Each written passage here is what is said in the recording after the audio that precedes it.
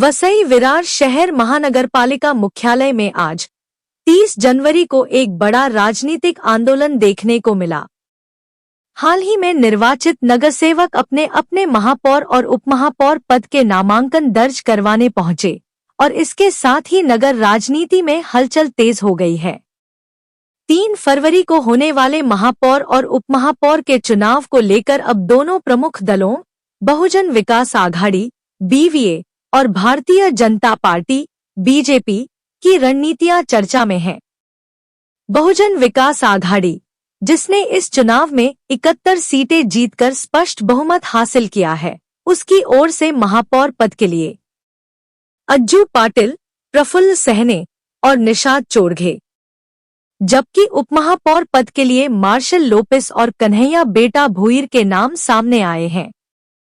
दूसरी ओर मजबूत विपक्ष के रूप में उभरी भारतीय जनता पार्टी, जिसने 44 सीटों पर विजय प्राप्त की है, उसने भी अपना नामांकन दाखिल किया है।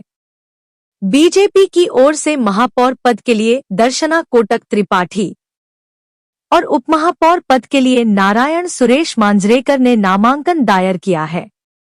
राजनीतिक विश्लेषकों के अनुसार सामान्यतः बहुमत वाले दल के महापौर उपमहापौर चुने जाते हैं, लेकिन बीजेपी का नामांकन दाखिल करना कुछ अलग ही रणनीति की ओर संकेत करता है।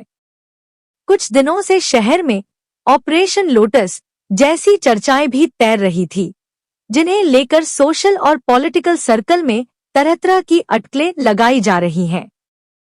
हालांकि इन चर्चाओं की कोई आधिकारिक पुष्टि नहीं हुई है। फिलहाल यह स्पष्ट है कि बीवीए अपने बहुमत के दम पर आत्मविश्वास में है और बीजेपी अपनी रणनीति को लेकर चुप्पी साधे हुए है। वसई विरार में राजनीतिक समीकरण किस ओर झुकेंगे, यह अब 3 तारीख के चुनाव में साफ होगा। इस बीच हमारे संवाददाता ने इस मौके पर मौजूद भाजपा विधायक राजन नाईक से बात की। आइए सुनते हैं उन्होंने इस राजनीतिक परिदृश्य पर क्या कहा। सर, काय सांगणार? आज आपण महापौर आणि उपमहापौर पदाचे 2 फॉर्म भरलेले आहेत। आज आम्ही महापौर पदासाठी आमच्या दर्शनाताई कोटक त्रिपाठी यांना महापौर पदासाठी आणि उपमहापौर पदासाठी आमच्या नारायण सुरेश मांजरेकर या दोघांचे फॉर्म भरलेले आहेत। आता फॉर्म भरून आम्ही बाहेर आलो। कशा पद्धतीची रणनीती असणार आहे पुढची?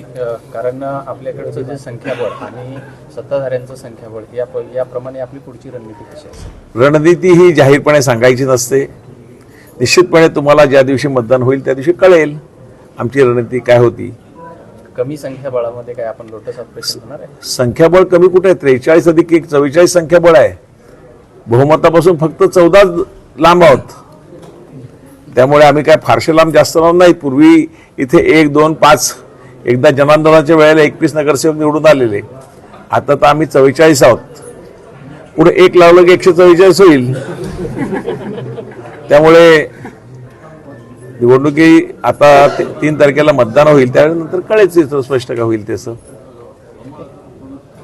साथ ही साथ जानते हैं बहुजन विकास आघाड़ी की ओर से दिए गए महापौर और उपमहापौर पद के नामांकनों के बारे में बहुजन विकास आघाड़ी के वरिष्ठ नेता नारायण मानकर का क्या है कहना।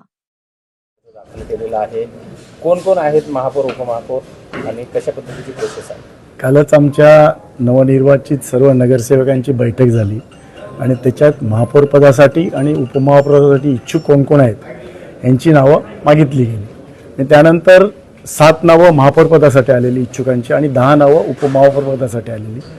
त्यानंतर आमची कोर कमिटी लोकनेते हितेंद्र ठाकूर यांच्या अध्यक्षतेखाली बसली आणि त्याच्यातून आम्ही 2-2 नावं सिलेक्ट केलेली आहेत। महापौर पदासाठी अज्जू पाटील आणि प्रफुल्ल साने आणि उपमहापौर पदासाठी मार्शल लोपेस आणि कन्हैया भुईर अशी 2-2 नावं सिलेक्ट केली आणि त्याप्रमाणे आज आम्ही महापौर पदासाठी आणि उपमहापौर पदासाठी नामनिर्देशन पत्र दाखल केलेलं आहे। पुढची रणनीती काय असेल? पुढची रणनीती 3 तारखेला समजेल। आपण पक्षश्रेष्ठी आहात, कशा पद्धतीची? नक्की एक महापौर आणि उपमहापौर कोणतरी होणारच आहे। त्यातल्या दोघांपैकी एक कोणतरी होणारच आहे, परंतु अजून 2 दिवस आहेत ना, जरा राहू दे सस्पेन्स।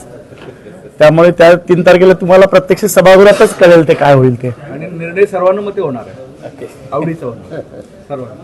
ओके.